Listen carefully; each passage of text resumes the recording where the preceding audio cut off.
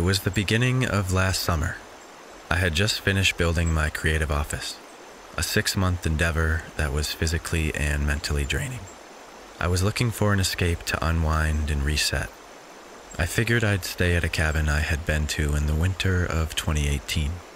It was right on the river, and I was dying to see what it looked like during the summer.